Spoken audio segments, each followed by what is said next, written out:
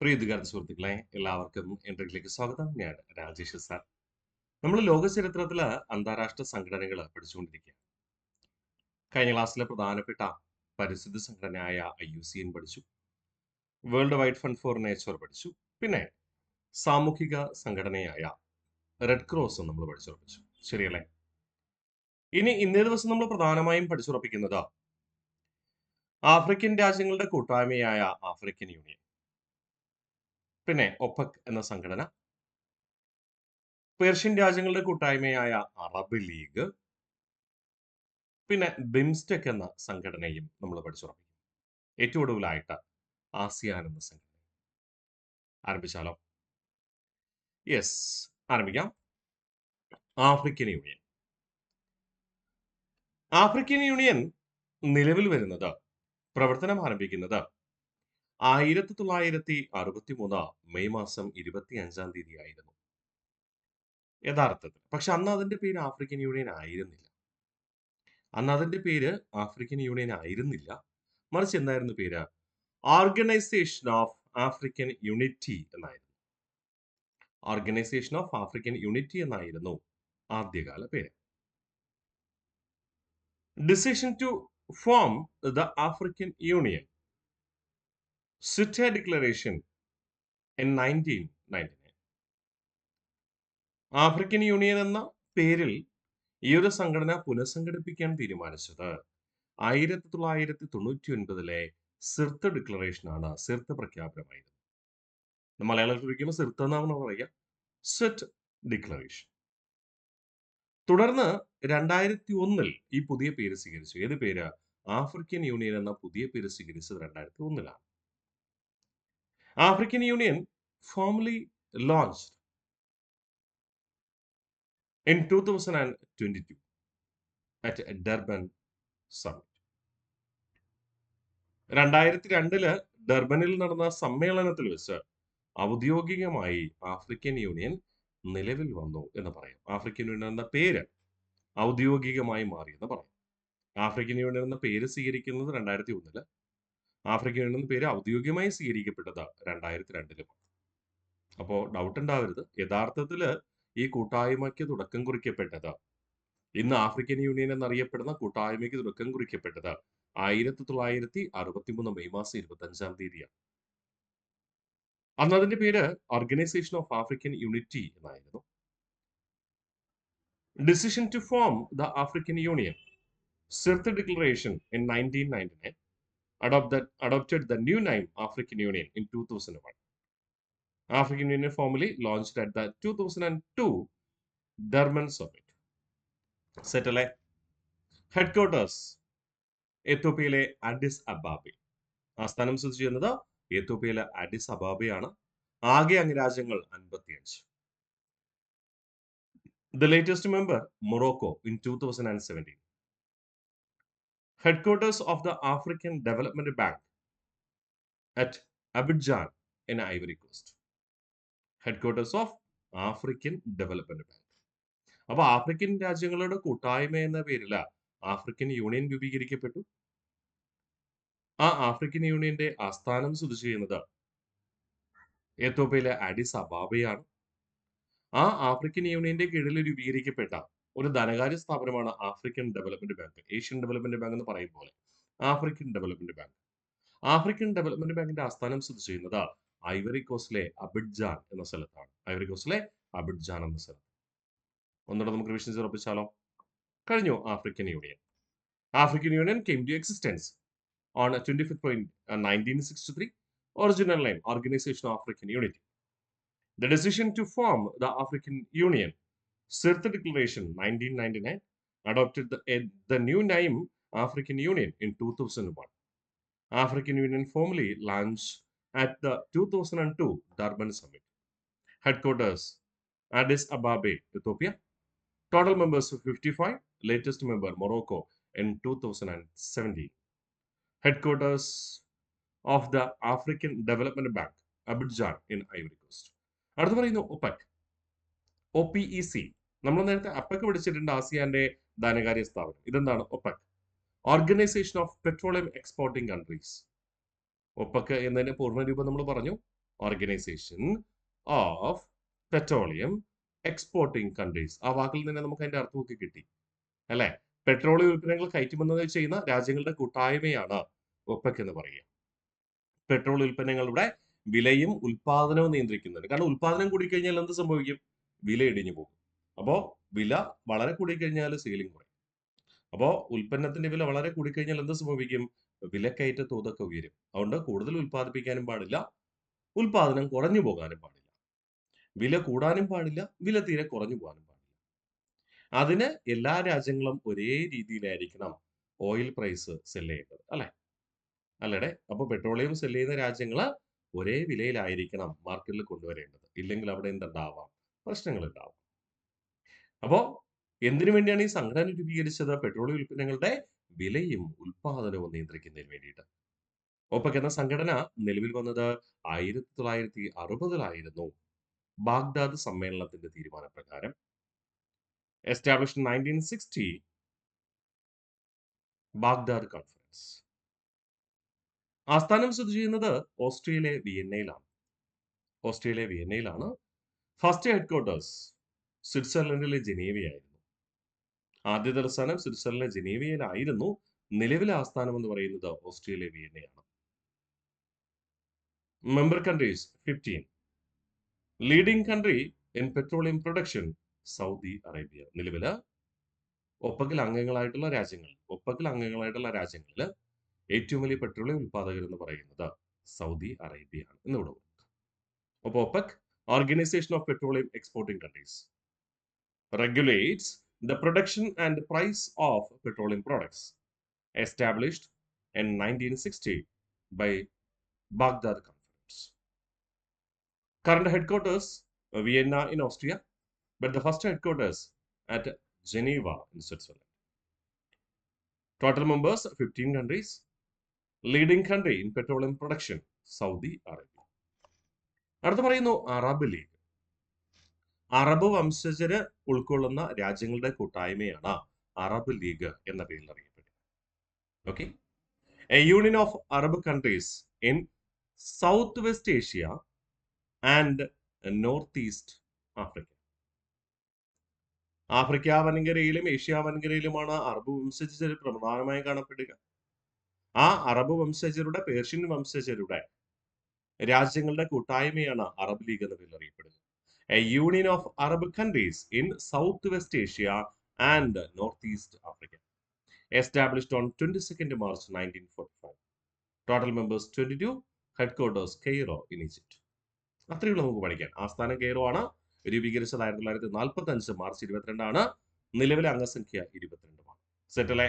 അപ്പൊ Arab league A union of Arab countries in south west Asia and north east Africa. Established on 22nd March 1945. Total members 22. Headquarters at Cairo in Egypt. അടുത്ത പറയുന്നു BIMSTEC എന്ന സംഘടന. BIMSTEC എന്ന വാക്കിന്റെ പൂർണ്ണമായ പേര് നോക്കിയേ. Bay of Bengal initiative for multi sectoral technical and economic corporation. Multi sectoral technical and economic cooperation. ഇതൊരു സാമ്പത്തിക സഹകരണ സംഘടനയാണ്. എവിടത്തെ രാജ്യങ്ങളുടെ സാമ്പത്തിക സംഘടന? ബംഗാൾ ഉൾക്കടലുമായി ബന്ധപ്പെട്ട് ചേർന്ന് കിടക്കുന്ന, അതിർത്തി പങ്കുവെക്കുന്നതോ അല്ലാത്തതോ ആയ, ബംഗാൾ ഉൾക്കടലുമായി ബന്ധപ്പെട്ട് അതിർത്തി പങ്കുവെക്കുന്നതോ അല്ലാത്തതോ ആയ രാജ്യങ്ങളുടെ കൂട്ടായ്മയാണ് ബിംസ്റ്റെക് എന്ന പേരിൽ അറിയപ്പെടുക. Bay of Bengal initiative for multi sectoral technical and economic corporation. Established on 6th June 1997. ഇതൊരു സാമ്പത്തിക സഹകരണ സംഘടനയാണെന്ന് ഞാൻ പറഞ്ഞല്ലോ. It was Economic Cooperation Organization. Total 7 members. 7 members. നോക്കാം ആരൊക്കെയാണെന്ന്. ബംഗാൾ ഉൾക്കടലുമായി ചേർന്ന് അല്ലെങ്കിൽ ബന്ധപ്പെട്ട് കിടക്കുന്ന രാജ്യങ്ങൾ കൂട്ടായ്മ. അപ്പൊ ഇന്ത്യ കാണുമോ? കാണും. ബംഗ്ലാദേശ് കാണുമോ? കാണും. ഭൂട്ടാൻ കാണുമോ? കാണും. മ്യാൻമാർ കാണുമോ? കാണും. നേപ്പാൾ ഉണ്ടോ? ഉണ്ട്. നേപ്പാളിന് സമുദ്രാതിർത്തി ഒന്നുമില്ല, എങ്കിലും നേപ്പാളും ഉണ്ട് കേട്ടോ, ഇന്ത്യയുമായി ചേർന്ന് കിടക്കുന്നതിൽ. പിന്നെ ശ്രീലങ്കയും തായ്ലൻഡും. ഓക്കെ. എന്തൊക്കെയാണ്? ബംഗ്ലാദേശ്, ഭൂട്ടാൻ. ആൽഫബറ്റ് അനുസരിച്ചാണ് പോകുന്നത്. ബംഗ്ലാദേശ്, ഭൂട്ടാൻ. 2 പഠിച്ചേ. India, Myanmar, Nepal. 3 പഠിച്ചേ. India, Myanmar, Nepal. പിന്നെ ശ്രീലങ്കയും തായ്ലൻഡും. അപ്പൊ ബിംസ്റ്റെക് എന്ന സംഘടന ബംഗാൾ ഉൾക്കടലുമായി ബന്ധപ്പെട്ട് കിടക്കുന്ന രാജ്യങ്ങളുടെ സാമ്പത്തിക കൂട്ടായ്മയാണ്. ആകെ 7 അംഗങ്ങൾ. ബംഗ്ലാദേശ്, ഭൂട്ടാൻ, ഇന്ത്യ, മ്യാൻമാർ, നേപ്പാൾ, പിന്നെ ശ്രീലങ്കയും തായ്ലൻഡും. Headquarters Dhaka in Bangladesh. 6th BIMSTEC Summit in 2025 held at Bangkok in Thailand. തായ്ലൻഡിലെ ബാങ്കോക്കിലായിരുന്നു 2025 ബിംസ്റ്റെക്കിന്റെ 6ാമത് ഉച്ചകോടി നടന്നത്. ഒന്നുകൂടെ നമുക്ക് വിഷയം ഉറപ്പിക്കാം. ബിംസ്റ്റെക് എന്ന സംഘടനയെ കുറിച്ചാണ് നമ്മൾ പഠിക്കുക. എന്തൊക്കെ പഠിച്ചു? ബിംസ്റ്റെക്കിന്റെ പൂർണ്ണമായ പേര് bay of Bengal initiative for multi sectoral technical and economic corporation established on 6th June 1997. Economic corporation organisation. Total members 7. Bangladesh, Bhutan, India, Myanmar, Nepal, Sri Lanka and Thailand. Headquarters Dhaka in Bangladesh. 6th Summit in 2025 at Bangkok in Thailand. Okay അല്ലേ? അടുത്ത പറയുന്നു Shanghai corporation organisation.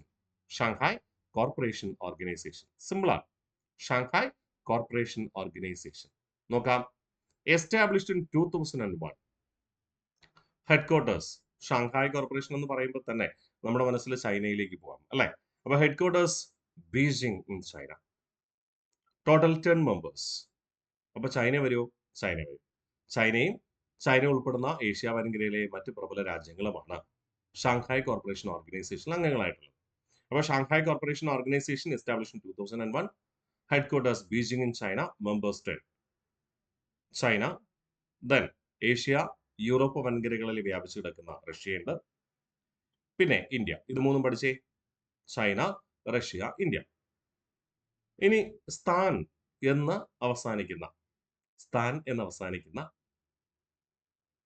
ഒരു 5 രാജ്യങ്ങൾ. എന്തൊക്കെ? Pakistan, Kazakhstan, Kyrgyzstan, Tajikistan, Uzbekistan. Pakistan, Kazakhstan, Kyrgyzstan, Tajikistan, Uzbekistan. പിന്നെ ഇറാനും ബെലാറസും. Belarus എന്ന് പറയുന്നത് റഷ്യയുടെ സോവിയറ്റ് യൂണിയനിൽ അംഗമായിരുന്ന ഒരു സോഷ്യലിസ്റ്റ് രാജ്യമാണ്. ബെലാറസിനെ വെളുത്ത റഷ്യ എന്നാണ് നമ്മൾ വിശേഷിപ്പിക്കുക. ബെലാറസ് കേട്ടോ, വെളുത്ത റഷ്യ എന്നറിയപ്പെടുന്ന രാജ്യം ബെലാറസ്. അപ്പൊ ചൈന, റഷ്യ, ഇന്ത്യ, പിന്നെ Pakistan, Kazakhstan, Kyrgyzstan, Tajikistan, Uzbekistan. സ്ഥാൻ ഒക്കെ ഓക്കെയാണ്. പക്ഷെ അതിൽ അഫ്ഗാനിസ്ഥാൻ ഇല്ല എന്ന കാര്യം മനസ്സിലുണ്ടാവും. അഫ്ഗാനിസ്ഥാൻ ഉണ്ടോ? ഇല്ല. സ്ഥാൻ ഉണ്ടെങ്കിലും എന്തില്ല? അഫ്ഗാനിസ്ഥാൻ ഇല്ല. അപ്പൊ Pakistan, Kazakhstan, Kyrgyzstan, Tajikistan, Uzbekistan, ഇറാനും Belarus. 2025 summit in China. 2026 summit in Kyrgyzstan. 2027 summit in Pakistan. 2025 Shanghai corporation ഉച്ചകോടി നടന്നത് ചൈനയിലാണ്. 2026 ഉച്ചകോടി കിർഗിസ്ഥാനിൽ വെച്ച് നടക്കും. 2027 ഉച്ചകോടി പാകിസ്ഥാനിൽ വെച്ച്. ഒന്നുകൂടെ നമുക്ക് വിഷയം ഉറപ്പിച്ചാലോ? Shanghai corporation organisation established in 2001. Headquarters Beijing in China. Total members 10. China, Russia, India, Pakistan and Kazakhstan. Kyrgyzstan, Tajikistan, Uzbekistan, Iran, Belarus. 2025 summit in China. 2026 summit in Kyrgyzstan. 2027 summit in Pakistan. അടുത്ത നമ്മൾ പറയുന്നു ASEAN എന്ന സംഘടന.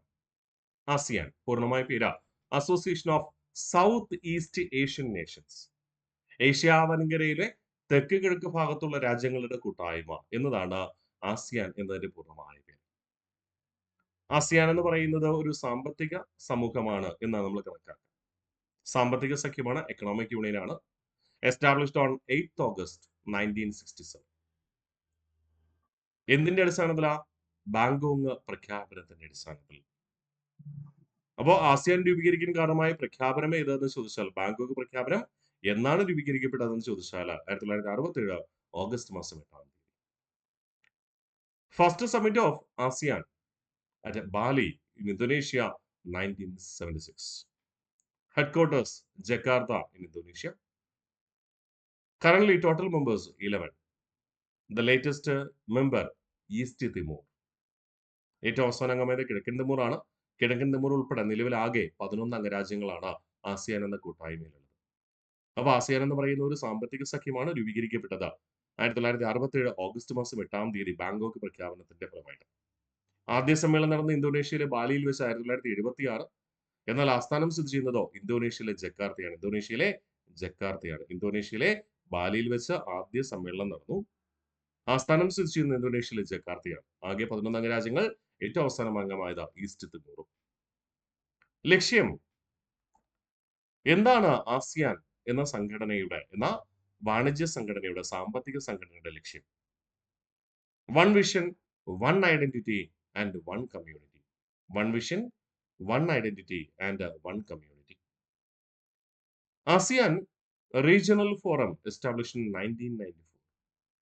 ASEAN Regional Forum established in 1994. ASEAN Charter came into force on 15th December 2008. The Constitution of ASEAN, known as ASEAN Charter. ASEAN Charter came into force on 15th December 2008. ASEAN Anthem, The ASEAN Way. ആസിയാന്റെ ദേശീയ ഗാനം അറിയപ്പെടുന്നത് the ASEAN വേ എന്ന് തുടങ്ങുന്ന ഗാനമാണ്. 2025 summit at Kuala Lumpur, Malaysia. മലേഷ്യയിലെ കൊലാലംപൂരിലാണ് 2025 summit നടക്കുക. 2026 summit എവിടെ വെച്ച് നടക്കും? ഫിലിപ്പീൻസിൽ വെച്ച്. അപ്പൊ 2025 ഉച്ചകോടി നടന്നത് മലേഷ്യയിലെ കൊലാലംപൂരിലും, 2026 ഉച്ചകോടി നടക്കുന്നത് എവിടെയാണ്? ഫിലിപ്പീൻസിലുമാണ്. ഒന്നുകൂടെ നമുക്ക് വിഷയം ചെയ്താലോ? Motto of ASEAN, one vision, one identity, one community. ASEAN Regional Forum established in 1994. ASEAN Charter came into force on 15th December 2008. ASEAN Anthem, The ASEAN Way. 2025 Summit at Kuala Lumpur in Malaysia. 2026 Summit in Philippines.